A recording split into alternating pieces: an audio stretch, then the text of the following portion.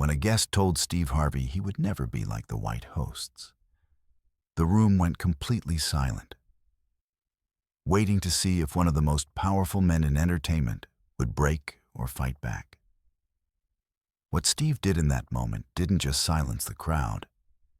It exposed an uncomfortable truth about success in America that most people are too afraid to say out loud.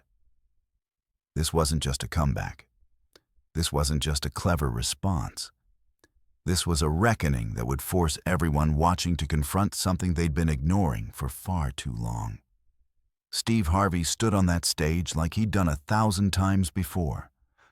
The lights hot against his skin, the audience buzzing with the kind of energy that comes from people who know they're about to be entertained. This was his domain, his kingdom. He'd built an empire that stretched across television screens in millions of homes. Family Feud, his talk show, hosting gigs that made him one of the most recognizable faces in America.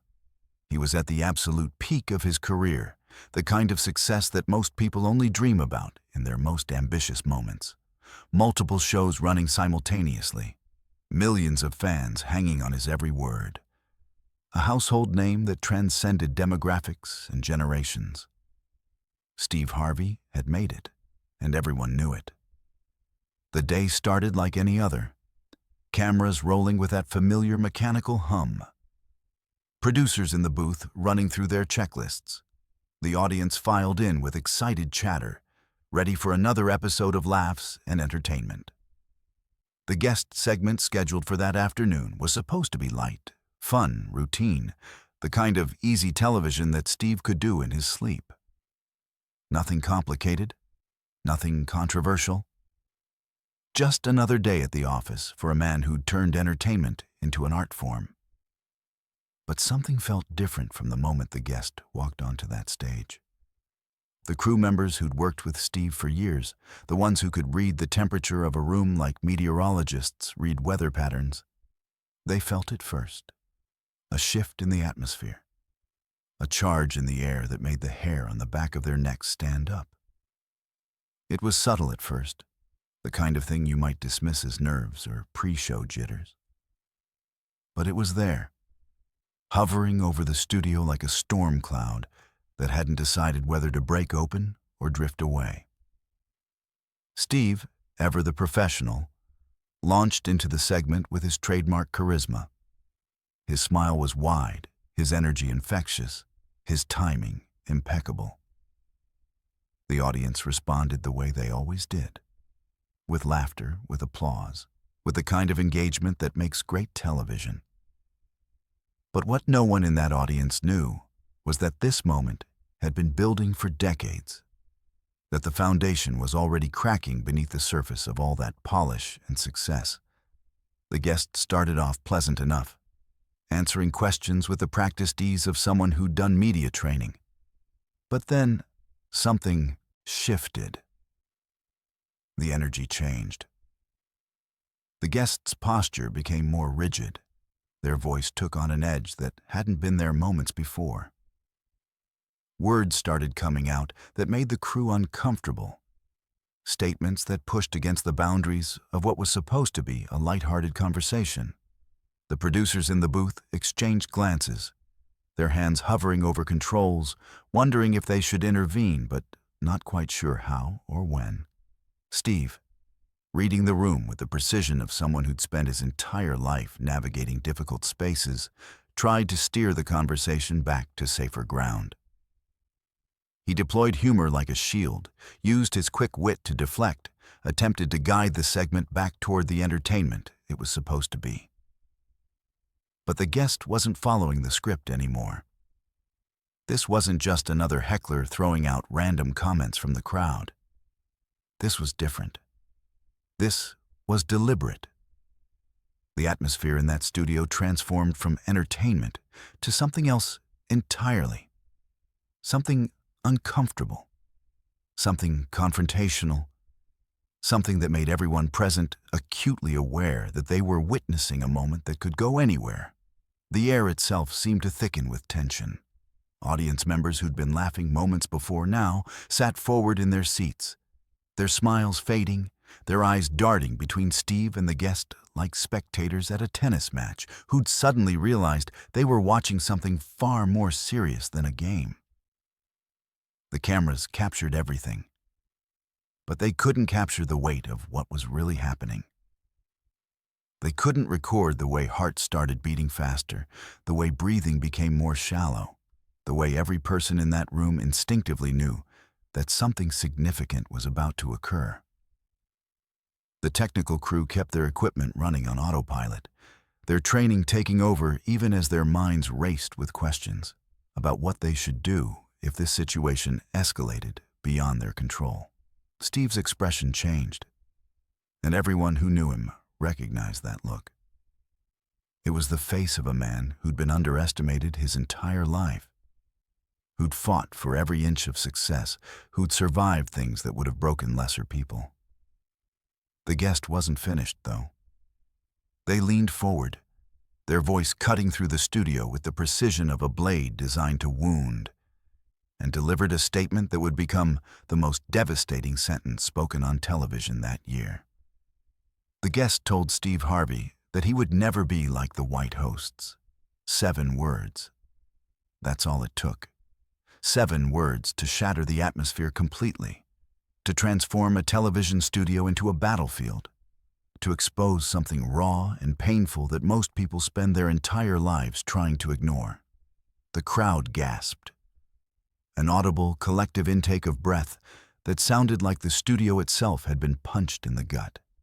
Producers in the booth froze, their fingers suspended over buttons. They suddenly didn't know whether to press. The cameras kept rolling because that's what cameras do, indifferent mechanical eyes recording everything without judgment or intervention. Every eye in the room locked onto Steve Harvey. The audience, the crew, the producers, the guest. Everyone waited to see what would happen next. The silence that followed those 7 words was suffocating, pressing down on the room like a physical weight. It was the kind of silence that makes time feel elastic, stretching seconds into what felt like hours. The kind of silence where you become hyper-aware of every small sound. The hum of equipment, someone shifting in their seat, the distant sound of air conditioning pushing through vents. What came out of their mouth next would shock everyone. But in that moment between the statement and whatever would follow, the world hung suspended. Steve Harvey, the man who'd built an empire through sheer force of will and undeniable talent, stood on that stage faced with a declaration that threatened to unravel everything he'd worked for. This wasn't just an insult hurled by someone having a bad day. This wasn't just ignorance or poor taste. This was something deeper, something more insidious. This was a statement designed to diminish, to delegitimize, to remind him that no matter how high he climbed, some people would always see him as less than. The weight of those words settled over the entire studio like fallout from an explosion. You could see it on people's faces, the discomfort, the shock, the dawning realization that they were witnessing something that would be talked about for years to come. Some audience members looked down at their hands, suddenly unable to meet anyone's eyes. Others stared straight ahead, their faces frozen in expressions of disbelief. The crew members who'd been moving around the studio moments before now stood perfectly still, as if any movement might somehow make the situation worse. This wasn't just an insult. It was a declaration that cut to the bone, that reached past all the success and accolades and achievements to touch something fundamental about identity and worth and belonging. Steve Harvey, standing in the lights of his own show, surrounded by the trappings of his success, suddenly faced with a statement that questioned whether any of it mattered, whether any of it was enough, whether he would ever be seen as truly equal to his white counterparts, no matter what he accomplished. The moment became frozen in time, crystallized into something that transcended the ordinary flow of television production. This was no longer just another episode of another show. This had become something else entirely. A confrontation, a reckoning, a moment where all the unspoken tensions and uncomfortable truths that usually stay buried beneath the surface of polite society suddenly erupted into plain view. What happens next will define everything, not just for Steve Harvey, not just for that show, but for everyone watching who'd ever felt the sting of being told they don't belong, who'd ever had their accomplishments qualified or questioned, who'd ever been reminded that their success comes with an asterisk. Steve's face in that moment told a story that words couldn't fully capture. It was the face of a man who'd heard variations of this statement his entire life, who'd fought against this exact sentiment in 1,000 different forms, who'd built his career in spite of people who believed exactly what this guest had just said out loud. The silence stretched on, becoming unbearable, and everyone in that room knew that whatever happened in the next few seconds would become the defining moment of Steve Harvey's legacy. The moment that would either validate every doubt anyone had ever had about him, or the moment that would cement his place as someone who refused to be diminished by anyone's limited imagination of what he could be. But to understand why those words hit like a freight train, you have to know what Steve Harvey had already survived to get to that stage. Those 7 words carried the weight of centuries of oppression, generations of struggle, decades of black entertainers fighting for space in an industry that was never designed to welcome them. But the real knife twist was what those words actually meant beneath their surface simplicity. This wasn't just about Steve Harvey standing on that stage in that moment. This was about every black entertainer who ever tried to break through the invisible ceiling made of steel that separates acceptable from mainstream, talented from marketable, successful from legitimate. The history of black hosts in television reads like a war chronicle, a documentation of battles fought in boardrooms and on stages, victories won through exhausting persistence against forces designed to break you. The pioneers who came before Steve, they didn't just work harder. They worked in a completely different universe of expectations and limitations. Arsenio Hall built a late-night empire that rivaled the white hosts of his era, brought hip-hop culture to mainstream television, created moments that defined a generation, and still had to fight for every ounce of respect, still had to prove himself night after night in ways that Jay Leno and David Letterman never had to consider. Montel Williams spent 17 years on television, tackled serious issues with intelligence and compassion, built a loyal audience that believed in his authenticity, and was still treated as something separate, something other, something that existed in a different category than the white hosts who did similar work. Oprah Winfrey became arguably the most successful television personality in history, built a media empire that made her a billionaire, influenced elections and launched careers, and changed the entire landscape of daytime television, and still had to navigate being called articulate like it was a surprise. Still had to perform a version of blackness that white America found palatable. Still had to be twice as good to get half the credit. What the guest said out loud was what Steve had heard whispered his entire career. What every black person in entertainment hears in coded language and subtle gestures and opportunities that mysteriously evaporate. The exhausting double standard that measures black hosts differently, scrutinizes them harder, gives them less room for error, demands they represent their entire race, while white hosts are allowed to simply represent themselves. And this was just the surface of something much darker. Something that most people don't want to acknowledge, because acknowledging it means confronting their own complicity in a system that perpetuates these barriers. The coded message behind those words, "You'll never be like the white hosts," questioned everything. Legitimacy, acceptance, worthiness, belonging. It suggested that no matter what Steve Harvey accomplished, no matter how many shows he hosted or how many millions of people tuned in to watch him, no matter how much money he made or how famous he became. He would always be separate, always be other, always be less than. The problem wasn't just the insult. It was the truth buried inside it. The uncomfortable reality that success, while black, comes with qualifications that white success never requires. In that moment on that stage, Steve's entire journey flashed before him like a drowning man seeing his life in reverse. The years of homelessness when he was sleeping in his car, performing at comedy clubs for gas money, wondering if he'd made a terrible mistake choosing this path. The rejection letters and closed doors and opportunities given to less talented white comedians because they were seen as safer bets, more marketable, more relatable to the audiences that advertisers cared about reaching.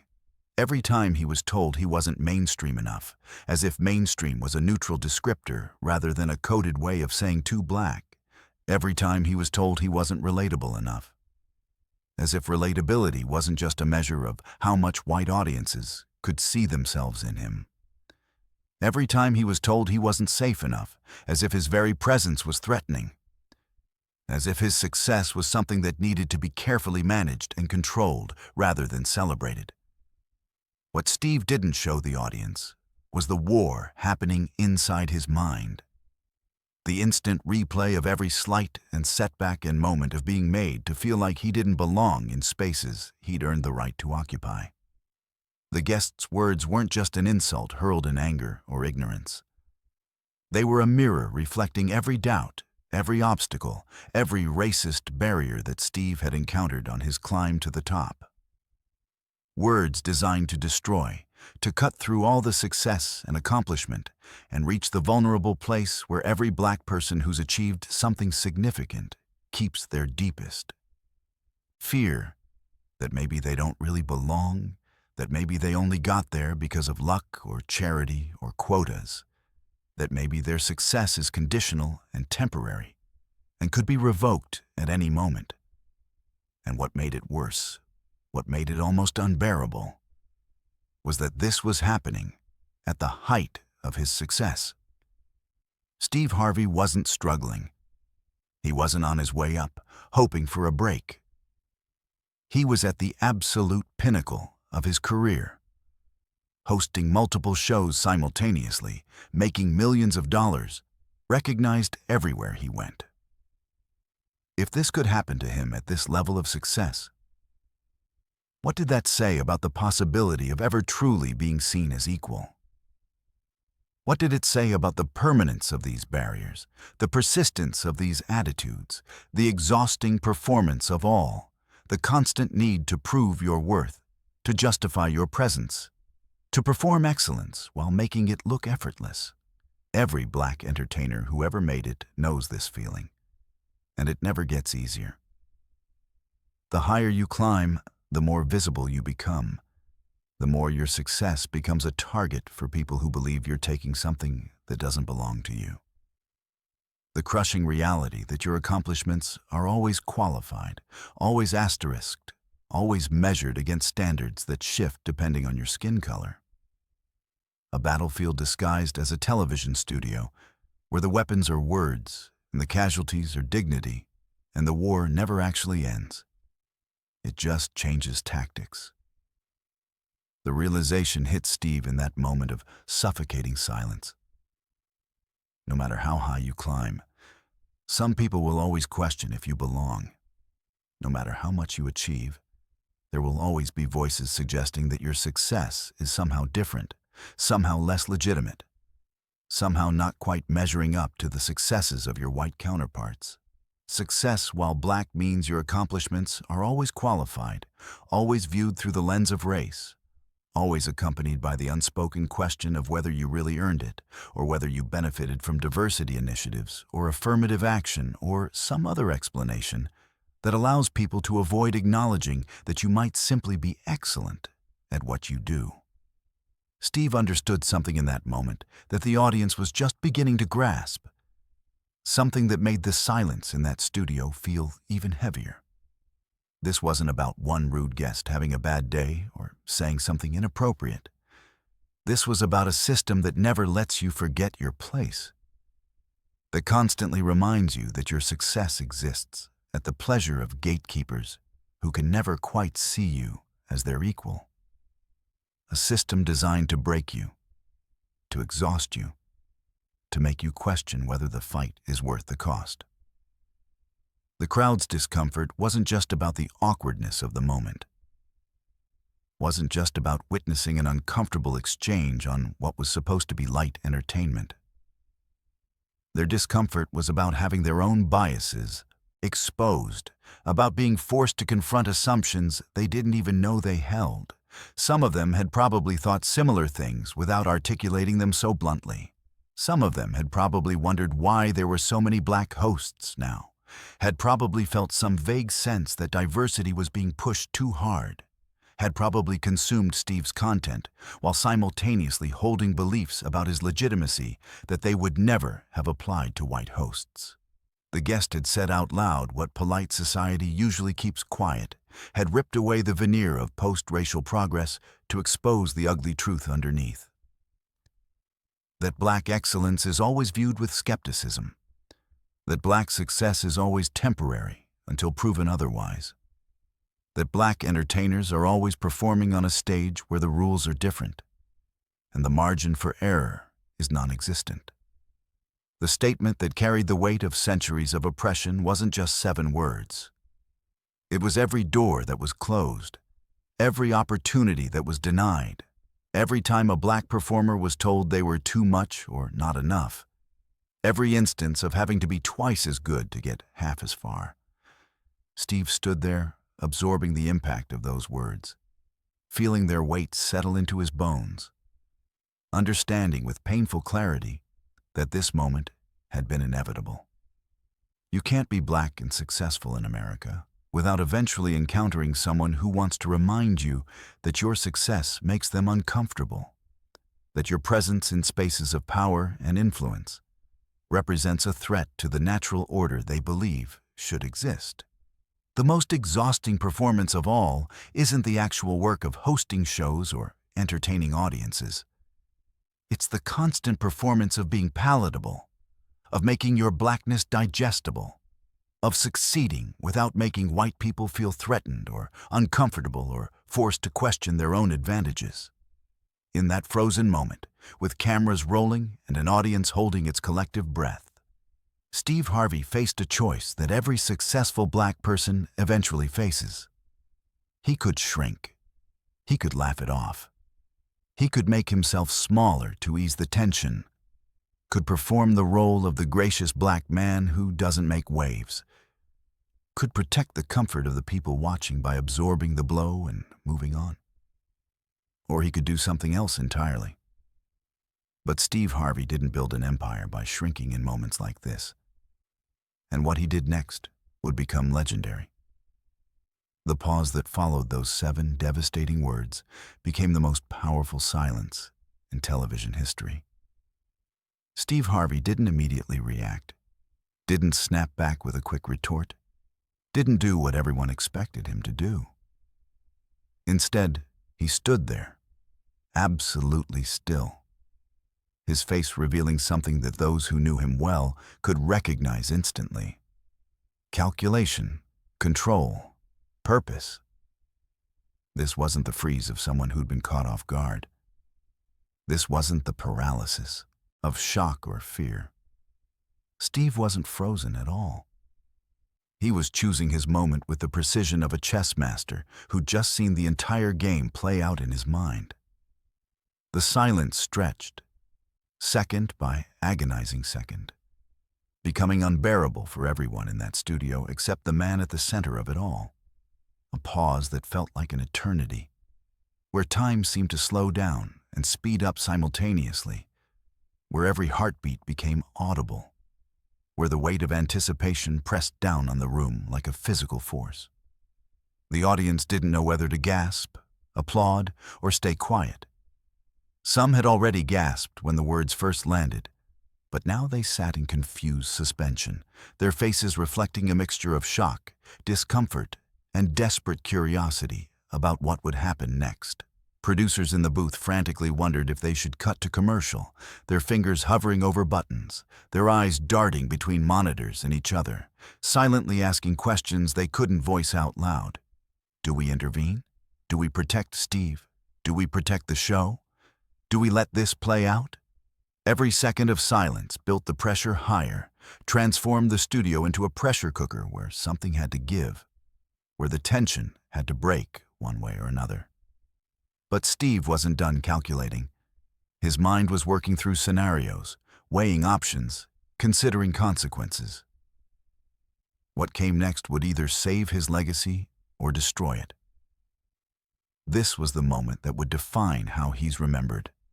Not the years of success, not the shows or the awards or the millions of fans, but how he handled this exact moment when someone tried to reduce everything he'd built to nothing more than a failed attempt to measure up to white standards.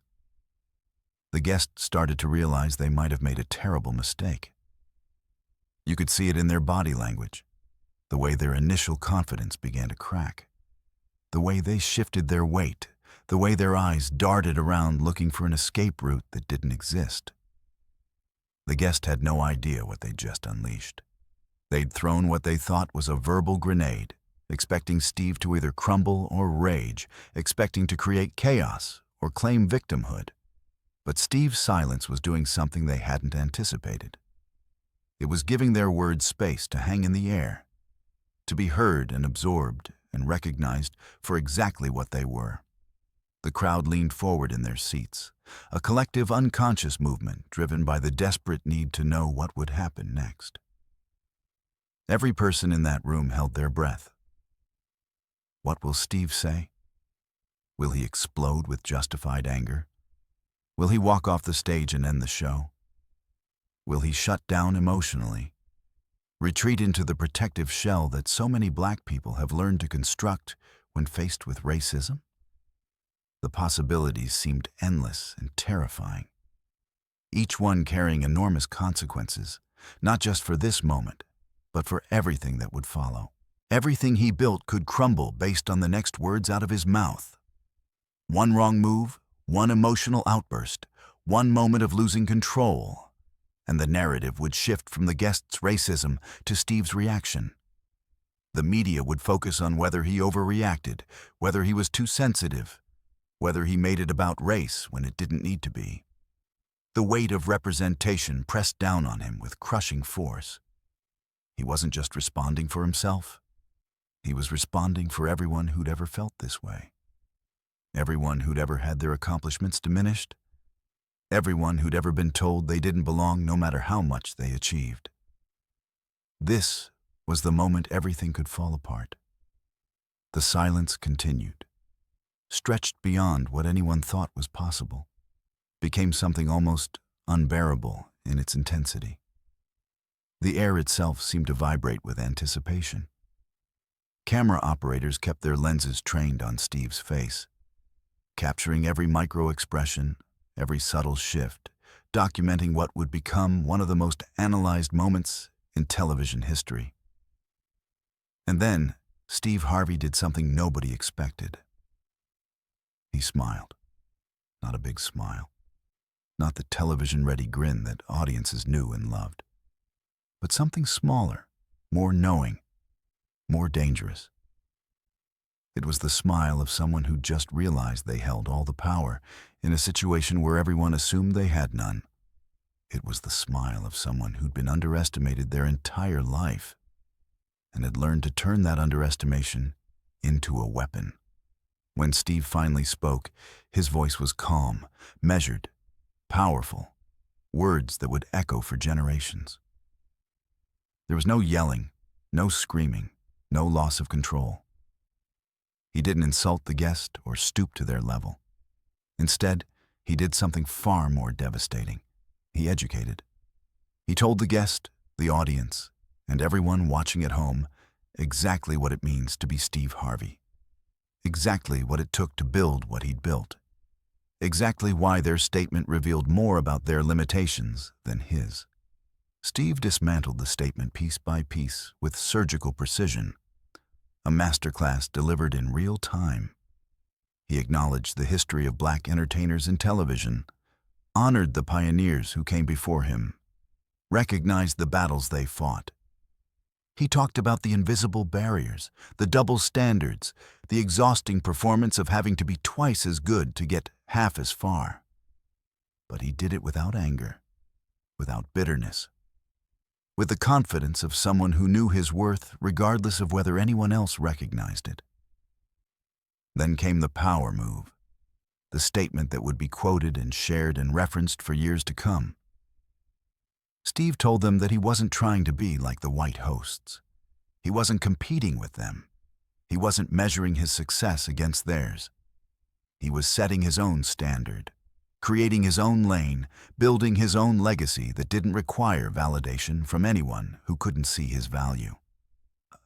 Response that shook the entire industry, that challenged the fundamental assumption underlying the guest's insult, that being like the white hosts was somehow the goal, the pinnacle, the measure of success. Steve flipped the entire narrative in that moment. The guest had tried to diminish him, to reduce his accomplishments, to suggest that his success was somehow lesser because it would never equal white success. But Steve turned it into something else entirely. A declaration of independence, a rejection of the premise, a masterclass on black excellence that didn't need white approval to be valid. He explained that his success wasn't in spite of being black. It was because he brought his full, authentic self to everything he did, because he refused to sand down his edges to fit into spaces that were never designed for him. He talked about the millions of black viewers who saw themselves in him, who felt represented by him, who appreciated that he didn't try to be something he wasn't. He talked about creating opportunities for other black entertainers, about using his platform to uplift his community, about defining success on his own terms rather than accepting someone else's definition. He spoke about the freedom that comes from rejecting the need to be like anyone else, from understanding that his blackness wasn't something to overcome or hide or minimize. It was his strength, his superpower, the foundation of everything he'd built. The guest was obliterated, not with anger, but with truth. They sat there, unable to respond, unable to defend their statement, unable to do anything but absorb the reality that they'd tried to wound someone who was far beyond their capacity to hurt. Steve's response didn't just shut them down. It exposed the poverty of their thinking, the smallness of their worldview, the fundamental misunderstanding of what success actually means. As Steve spoke, something shifted in the studio. The tension that had been building, that had made the air thick and breathing difficult, began to transform into something else. The audience, which had been frozen in uncomfortable silence, started to respond. First with nods, then with murmurs of agreement, then with applause that started small but grew rapidly. The room exploded, not with chaos or anger, but with recognition, catharsis, release. People weren't just applauding a clever comeback or a witty retort. They were applauding truth spoken plainly, power reclaimed, dignity asserted. They were applauding every black person who'd ever been told they weren't enough, every person who'd ever had to defend their right to occupy space they'd earned, every individual who'd refused to shrink to make others comfortable. The applause wasn't just for Steve Harvey. It was for everyone he represented in that moment. The guest sat silenced, diminished not by insult, but by the stark contrast between their attempt to tear down and Steve's refusal to be torn. The audience was transformed, shifted from uncomfortable witnesses to active participants in something significant. People who'd come for entertainment got education. People who'd expected light television got a confrontation with uncomfortable truths. And people who'd maybe held some of the same biases as the guest got forced to examine those beliefs in real time. The moment became historic, not because of what the guest said, but because of how Steve responded.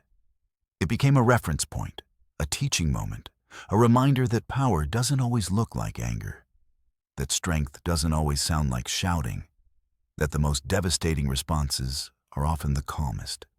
Steve Harvey took what was meant to be a moment of humiliation and transformed it into a declaration of self-worth that resonated far beyond that studio. But this wasn't just about one moment on one show. It was about exposing a truth that America desperately needed to hear. But the real devastation wasn't what happened on stage. It was what this moment represented. This wasn't an isolated incident, wasn't just one ignorant person saying something offensive on television that would be forgotten by the next news cycle. This was part of a pattern, a thread woven through the entire fabric of American success, a reality that every black person who achieves anything significant eventually confronts with the crushing inevitability of gravity. To understand why Steve Harvey's response resonated so deeply, why it became more than just a viral moment that people shared and forgot, you have to zoom out and see the bigger picture, what it actually means to be successful while black in America. The invisible war being fought every single day by people who've done everything right and still find themselves having to justify their existence in spaces they've earned the right to occupy. Steve Harvey's journey reads like an American dream story, the kind of narrative that's supposed to prove the system works, that anyone can make it if they just work hard enough and believe in themselves. He started with nothing. Less than nothing, actually. There were years when he was sleeping in his car, performing at comedy clubs for barely enough money to buy gas to get to the next gig. Showering in gas station bathrooms, wondering if he'd made a catastrophic mistake choosing comedy over stability. Those weren't romantic, struggling artist years. They were brutal, dehumanizing, the kind of poverty that strips away dignity and makes you question everything you thought you knew about yourself. He faced rejection after rejection, door after door slammed in his face with the kind of finality that makes you wonder if the universe is trying to tell you something. He was told repeatedly that he wasn't what audiences wanted, that he was too raw, too black, too much of a risk for mainstream success. Comedy club owners who booked less talented white comedians would pass on Steve. Not because he wasn't funny, but because they couldn't see how to market him to their predominantly white audiences. Television executives who claimed to value diversity would bring him in for meetings and then hire someone safer, someone more palatable, someone who wouldn't make advertisers nervous. But Steve kept pushing, kept perfecting his craft, kept believing that his talent would eventually break through whatever barriers stood in his way. He refined his comedy, found his voice, developed the timing and presence that would eventually make him one of the most recognizable entertainers in America. And it did break through, finally, after years of grinding that would have broken most people.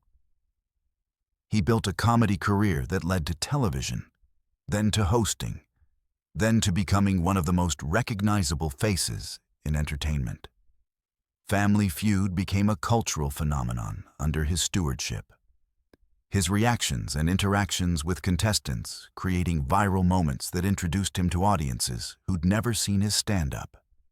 He brought energy and authenticity to a game show that had been on television for decades, made it feel fresh and relevant, turned it into must-watch television. His facial expressions became memes. His responses to outrageous answers became legendary. His ability to connect with contestants from all backgrounds made him seem like America's favorite uncle. He hosted Miss Universe, stood on stages in front of millions of viewers worldwide, became the face of events that represented glamour and prestige and international recognition. Even when he made that famous mistake, announcing the wrong winner, he handled it with grace and humanity, turned a potentially career-ending moment into evidence of his character. He launched his own talk show, created a platform where he could speak directly to audiences about relationships, success, faith, and life.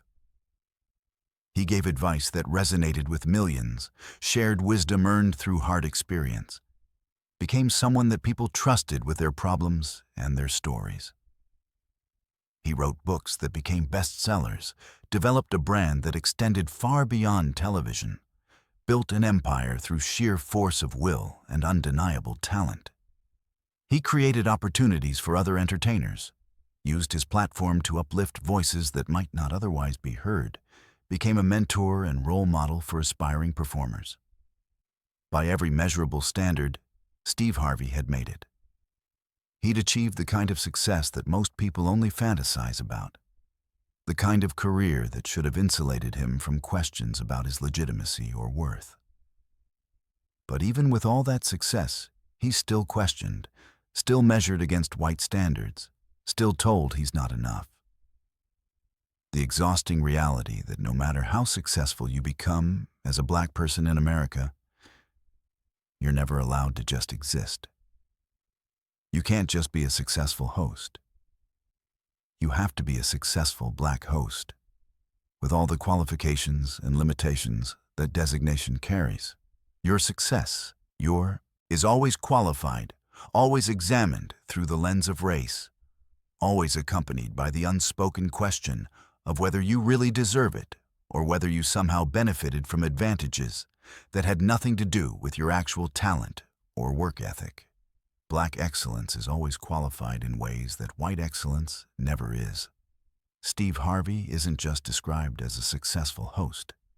He's specifically identified as a successful black host, as if his race is a modifier that fundamentally changes the nature of his achievement. His articulation isn't just appreciated, it's surprising, as if the expectation was that someone who looks like him shouldn't be able to speak well. He's described as well-spoken, a compliment that's actually an insult in disguise, revealing the low expectations that accompany blackness in spaces of power and influence. What Steve didn't say out loud was even more powerful than what he did say. The recognition that these qualifications, these asterisks attached to black success, are a form of violence. Not physical violence, but psychological violence. The kind that chips away at your sense of self, that makes you question your worth even when you've proven it 1,000 times over. It's a constant reminder that you're being allowed into spaces rather than belonging in them, that your presence is conditional, that you exist at the pleasure of gatekeepers who can never quite see you as their equal. The mental toll of this reality is crushing, relentless, inescapable. The constant scrutiny that examines every word, every action, every choice through a magnifying glass that white peers never have to endure. Every outfit is analyzed for professionalism. Every hairstyle is judged for appropriateness. Every expression of emotion is measured against stereotypes about angry black people, or threatening black people, or black people who don't know their place. The weight of representation means that you're never just representing yourself. You're representing your entire race in the minds of people who see you as a spokesperson rather than an individual. Imposter syndrome, which affects many successful people regardless of race, becomes amplified by external voices, constantly suggesting that maybe you don't belong, maybe you got lucky, maybe you're not actually as good as your success suggests. The most exhausting part isn't the work. It's the constant justification of your existence, the need to prove over and over that you earned your place, that your success is legitimate, that you're not taking something from someone more deserving. Every achievement has to be defended. Every promotion has to be justified. Every opportunity has to be proven as merit-based rather than diversity-driven. And this pattern doesn't just exist in entertainment, it's everywhere. The crushing weight of representation follows black excellence into every industry, every field, every space where success is measured and recognized. Athletes who dominate their sports still face questions about their intelligence, still get told to shut up and dribble when they speak on social issues, still have their accomplishments diminished by suggestions that their physical gifts are natural rather than the result of relentless work and dedication. LeBron James can be one of the greatest basketball players in history. A businessman who's built an empire, a philanthropist who's opened schools and changed lives, and still have his intelligence questioned when he speaks on politics or social issues. He can study film for hours, demonstrate basketball IQ that rivals the greatest coaches, make business decisions that prove his acumen, and still be told to stay in his lane by people who would never say the same thing to a white athlete with similar ventures and commentary. His success is acknowledged, but always with the implicit suggestion that he should be grateful and quiet. That speaking out jeopardizes the goodwill that allowed him to succeed in the first place. Actors who deliver Oscar-worthy performances still struggle to get roles that aren't specifically written as black characters, still face an industry that sees blackness as a specific genre rather than a simple fact of existence. Denzel Washington can be one of the most talented actors of his generation, can deliver performances that define cinema, can win awards and critical acclaim, and still have fewer opportunities than less talented white peers. The roles available to him are often limited by Hollywood's narrow imagination about what stories black actors can tell, what characters they can embody, what audiences will accept. Viola Davis can deliver performances that leave audiences breathless, can bring depth and humanity to every character she portrays, can demonstrate range that few actors of any race can match, and still have to fight for pay equity, still have to advocate for herself in ways that white actresses with smaller bodies of work never have to consider. She's spoken publicly about being told she's not classically beautiful enough, about losing roles because her features are too African, about the exhausting reality of being exceptional in an industry that still sees blackness as a limitation rather than simply a characteristic.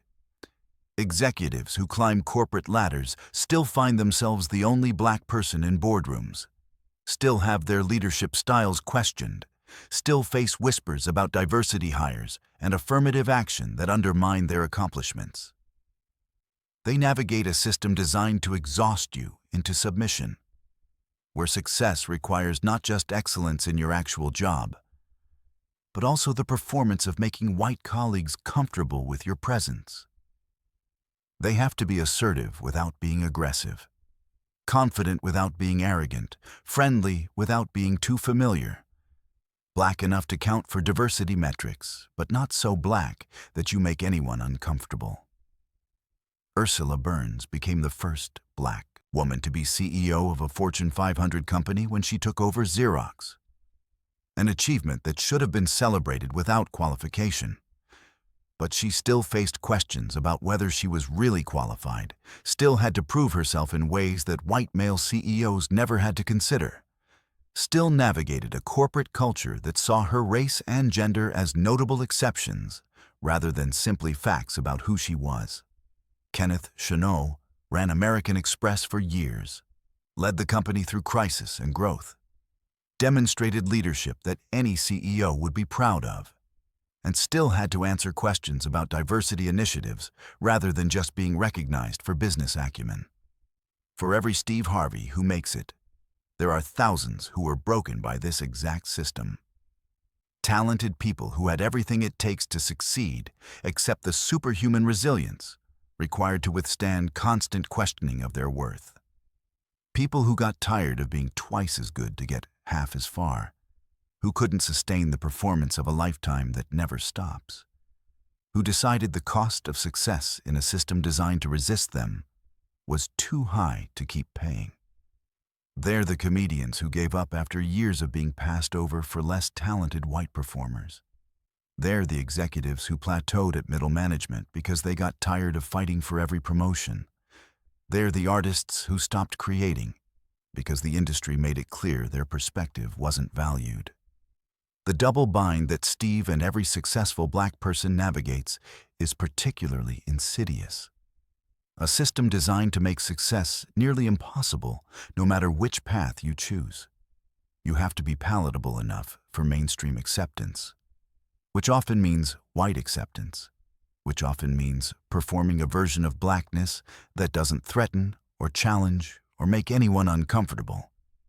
You have to code switch, modulate your voice, adjust your presentation, perform respectability in ways that feel like betraying yourself. But if you're too palatable, too assimilated, too comfortable in white spaces, you face criticism from within the Black community for not being Black enough, for forgetting where you came from, for selling out in pursuit of success. Steve Harvey has faced both sides of this impossible equation throughout his career.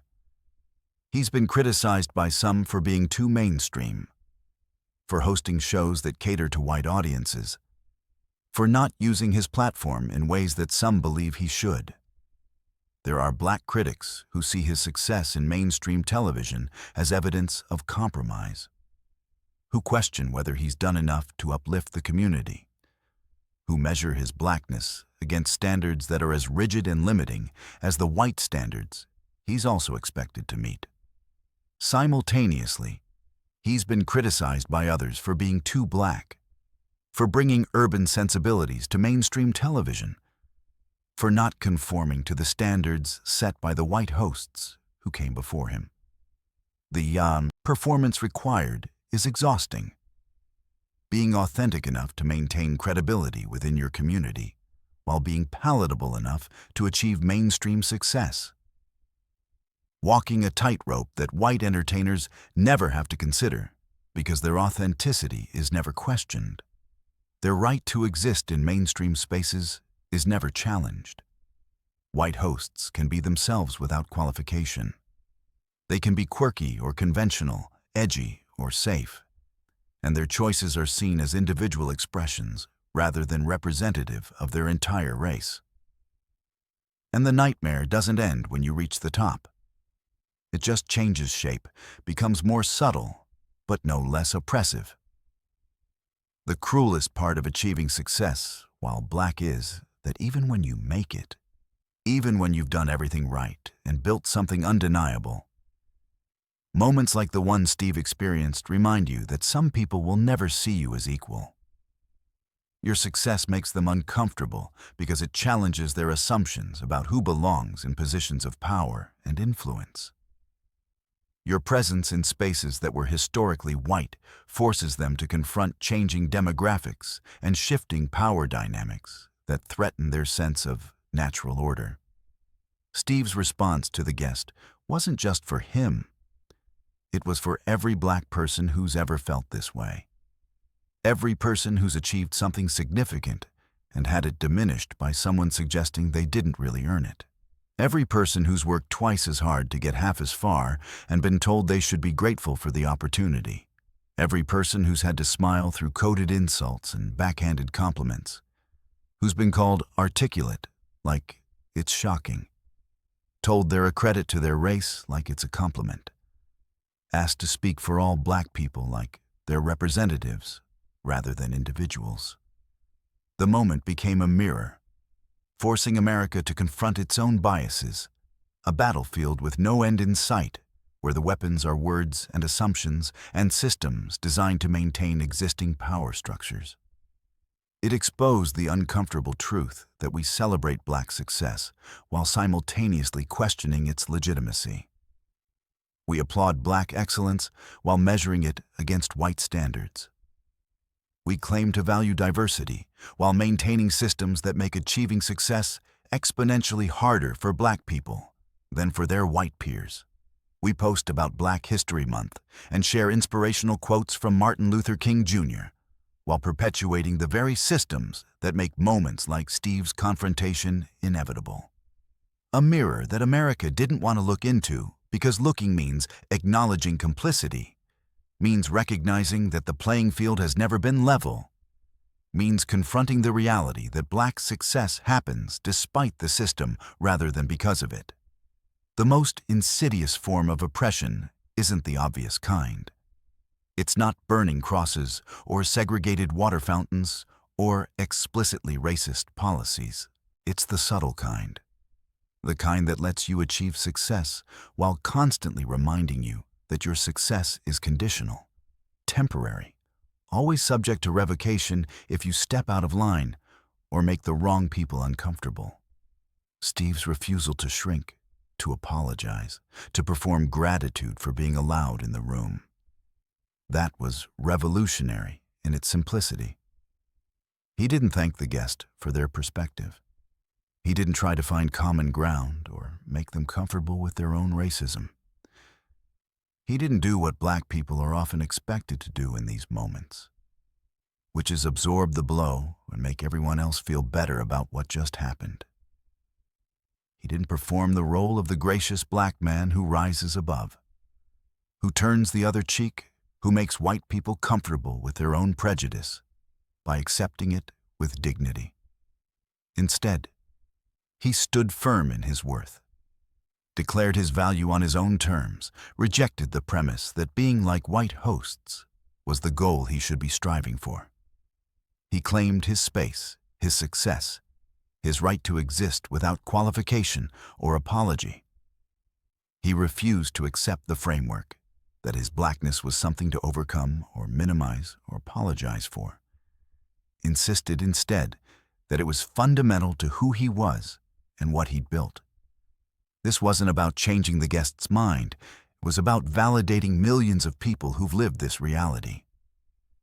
People who felt the sting of having their accomplishments qualified, their intelligence questioned, their presence challenged in spaces they earned the right to occupy. Steve gave voice to something that many Black people feel but struggle to articulate, especially in professional settings where expressing these frustrations can be labeled as playing the race card or being too sensitive or not being a team player. The conversation exploded beyond that studio within hours of the episode airing. Social media erupted with people sharing their own experiences, their own moments of having to justify their existence, their own exhaustion with the constant performance required to succeed while Black. Twitter threads stretched for hundreds of posts, with people recounting times they'd been asked where they really went to college, times their qualifications had been questioned, times they'd been mistaken for service staff at events they were attending as guests or speakers. News outlets picked up the story, analyzed the exchange, brought in commentators to discuss the broader implications. Think pieces appeared in major publications examining what the moment revealed about race and success in America. Television programs devoted segments to discussing the invisible barriers that persist despite claims of progress. Dinner tables across America became sites of conversation about race and success and bias, families grappling with perspectives they might not have considered before. White viewers who'd never thought about the additional burden that comes with Black success found themselves confronted with a reality they'd been able to ignore. Some responded with defensiveness, insisting that racism was a thing of the past, that successful Black people like Steve proved the system worked.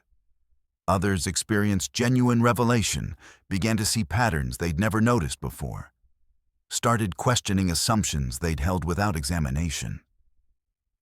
Black viewers who'd lived this reality their entire lives felt seen, validated, recognized in their struggle. They shared the clip with relief and vindication, finally having a public moment that articulated what they'd been trying to explain to skeptical friends and colleagues for years. The moment transcended entertainment and became cultural commentary, a reference point for discussing the invisible barriers that persist despite claims of progress and equality. And what happened after the cameras stopped rolling would prove that this moment was bigger than anyone imagined. The moment the show ended, the world caught fire. Before the credits finished rolling, before the audience had fully filed out of the studio, before Steve Harvey had even left the stage, the clip was already being uploaded, shared, dissected. The internet exploded with a velocity that caught even seasoned social media observers off guard. Within the first hour, the video had been viewed hundreds of thousands of times. Within 3 hours, millions. By the next morning, it seemed like every person with an internet connection had seen it, had an opinion about it, had chosen a side in a debate that revealed far more about the viewer than about what actually happened on that stage. Clips went viral within hours. Millions of views, thousands of comments, endless debates that stretched across every platform and every demographic. Twitter threads dissected every word, every facial expression, every second of that exchange. Facebook posts turned into battlegrounds, where friends and family members discovered they had fundamentally different understandings of race and success in America. Instagram stories featured the clip with reactions ranging from celebration to outrage to confusion. TikTok creators made response videos, adding commentary, breaking down the moment frame by frame, explaining to younger audiences why this mattered so much. Some celebrated Steve's response as iconic, as the perfect example of how to handle racism with dignity and power. They praised his composure, his eloquence, his refusal to shrink or apologize. They shared the clip with captions like, "Finally someone said it. And this is what it looks like to stand in your power, and every black person felt this." They saw in Steve's response validation for their own experiences, recognition of struggles they'd been trying to explain to people who didn't want to understand. Others felt uncomfortable with the truth he exposed, squirmed at having their own biases reflected back at them, insisted that he was making it about race when it didn't need to be about race. They argued that the guest's comment wasn't racist, just poorly worded. They suggested that Steve was being too sensitive, playing the victim, using race as an excuse. They performed the exhausting mental gymnastics required to avoid confronting the obvious racism in what had happened, because acknowledging it would mean acknowledging their own complicity in systems that perpetuate these dynamics. The conversation split along predictable lines. Those who understood immediately, and those who insisted it wasn't about race. But something had shifted. You couldn't unsee what Steve had revealed. Even people who wanted to dismiss it, who wanted to return to the comfortable fiction that racism was a thing of the past, found themselves unable to completely ignore what had been exposed. The moment had cracked something open, forced a conversation that many people had been avoiding, made visible what had always been there but rarely acknowledged so explicitly. But what came next was something nobody predicted. The real battle was just beginning. And then the backlash hit like a tidal wave, a firestorm of controversy that threatened to consume everything Steve had built. Think pieces started appearing within days, questioning if Steve had overreacted, if he'd made it about race when it didn't need to be, if his response was appropriate for a daytime television host. Publications that claimed to value diversity and inclusion suddenly found reasons to question whether Steve had handled the situation correctly. The exhausting cycle played out exactly as it always does when black people respond to racism. Even his response to racism became debated and dissected. What Steve didn't know was that this moment would cost him something precious. Not his career, but his peace, his ability to exist without constant scrutiny of how he'd handled that moment. Commentators who'd never experienced racism themselves felt qualified to judge whether his response was appropriate, whether he'd been too aggressive or not aggressive enough, whether he should have handled it differently. Some wanted him to be angrier, criticized him for being too measured, suggested that his calm response was a form of respectability politics that protected white comfort. They argued that he should have kicked the guest off the show immediately, should have used harsher language, should have made the person feel the full weight of their racism. Others thought he was too aggressive, suggested that he'd embarrassed the guest unnecessarily, argued that he should have been more forgiving, more understanding, more willing to assume good intentions. The impossible standard playing out in real time. Damned if you respond, damned if you don't. The most devastating part wasn't the comment. It was what happened after. The way his response became the story rather than the racism that prompted it. If he'd said nothing, he would have been criticized for not standing up for himself, for allowing racism to go unchallenged, for being complicit in his own diminishment. But because he responded, he faced criticism for how he responded, for the tone he used, for making people uncomfortable with truths they didn't want to hear. Behind the scenes, the situation became even more complicated. The network received calls from sponsors wanting to know how they planned to handle the situation. Some wanted Steve disciplined for making their brand uncomfortable. Others threatened to pull advertising if the network didn't support him. The guests' representatives reached out, some claiming their client had been misunderstood, others trying to negotiate how the incident would be discussed publicly. Lawyers got involved, worried about liability, about how the exchange would be characterized, about whether anyone could be sued for defamation. The pressure on Steve intensified with each passing day. Would this moment define him? Would it cost him opportunities? Would networks become hesitant to work with someone who wouldn't let racism slide, who would call it out even when doing so made people uncomfortable? The stakes were higher than anyone wanted to admit. This wasn't just about one exchange on one show. It was about whether Black entertainers would continue to be allowed to exist authentically in mainstream spaces, or whether the price of access would always be silence in the face of disrespect. But here's what actually happened. Steve Harvey became more powerful. The moment didn't diminish him. It elevated him in ways that surprised even his most ardent supporters. But Steve Harvey had one more move left. And what he said next changed everything. In interviews that followed, when asked about the incident, Steve didn't walk it back, didn't soften it, didn't perform the contrition that some people were clearly hoping for.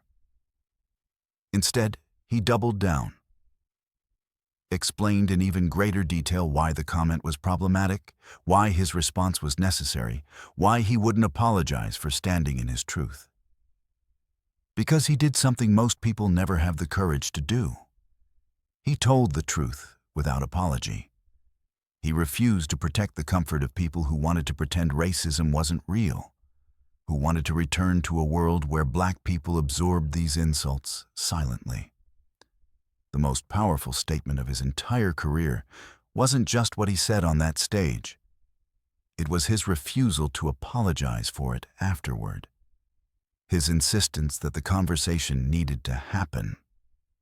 His willingness to accept whatever consequences came from telling the truth. The guest faded into obscurity. Their name forgotten by most people who saw the clip, remembered only as the person who tried to diminish Steve Harvey and failed spectacularly. But Steve's words became a rallying cry, a moment that shattered expectations, a cultural earthquake that shifted how people talked about race and success. Young Black entertainers, executives, entrepreneurs, they all saw someone refuse to shrink, saw someone stand firm in their worth, saw someone reject the premise that Black success needed white validation. The moment became a teaching tool, a reference point, a reminder of what's possible when you stop performing for approval. Business schools used it to discuss leadership and authenticity. Diversity trainers showed it in corporate workshops to illustrate the invisible barriers that Black professionals face. The most debated moment in television history became something larger than entertainment. It became a mirror, a lesson, a challenge. Steve didn't just silence the crowd. He gave voice to millions who'd been silenced, who'd absorbed similar insults, who'd been told in countless ways that their success would always be qualified, always be less than. The world split in two over that moment. Those who understood why it mattered and those who wished it hadn't happened. But even the people who wished it hadn't happened couldn't ignore it, couldn't pretend they hadn't seen it, couldn't return to comfortable ignorance about the realities that Black, successful people navigate. The conversation had been forced. The truth had been spoken, and there was no putting it back in the box. The guest said he'd never be like the white hosts, and they were absolutely right. Because Steve Harvey is something they could never be. Himself, fully and unapologetically. He's not a Black version of white hosts, not trying to fit into a mold that was never designed for him, not performing a version of success that requires him to minimize his Blackness or apologize for his presence. You'll never be like the white hosts, and thank God for that. Because Steve Harvey isn't trying to be like anyone else. He's exactly who he needs to be. Unapologetically Black, undeniably successful, and unwilling to shrink for anyone's comfort. That stage, that moment, that response, it wasn't just about shutting down one ignorant comment. It was about reclaiming power, redefining success, and reminding everyone watching that Black excellence doesn't need white validation. It was about refusing to accept that being like white hosts was the goal, insisting instead that Black excellence on its own terms was not just acceptable, but preferable. Not just valid, but valuable. The crowd stayed silent that day because they witnessed something rare.